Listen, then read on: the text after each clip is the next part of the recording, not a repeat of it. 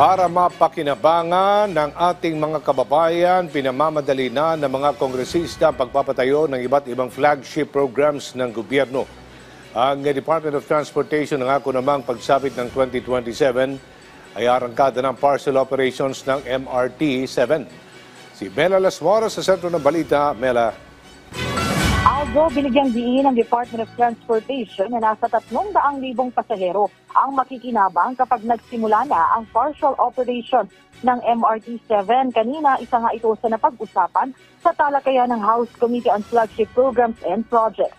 Ayon kay Department of Transportation, Undersecretary Timothy John Batan, nananatiling isa sa mga pangunahing dahilan kaya naantala ang konstruksyon ng mahalagang proyekto ng gobyerno. Ang problema, sabi ni na House Committee on Flagship Programs and Projects Chair Jojo Garcia at Vice Chair Miro Quimbo, dapat ay paigtingin pa ng DOTR kasama ng DPWH ang pakipagtulungan sa mga local government unit ukol dito.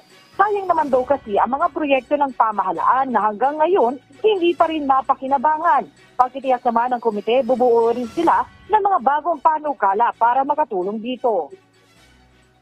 Two things lang. Number one is that ito lahat may plano by year so that Congress can also help you whether these budget items were utilized or was it funded or not.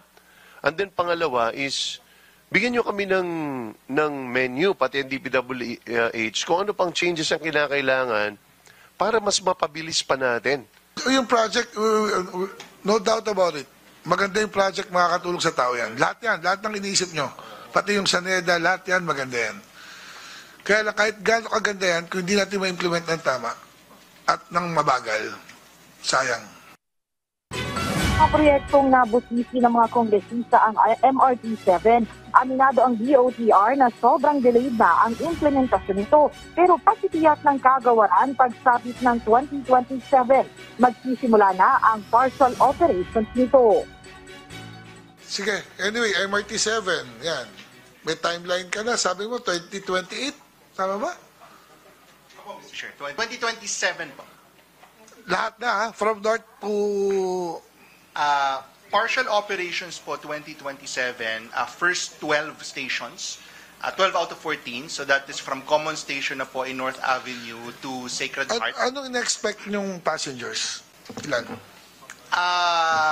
At opening po, we will probably hit po 300,000, but the system is designed po for 800,000. So, isipin mo, madedecongest kagad natin ng Commonwealth.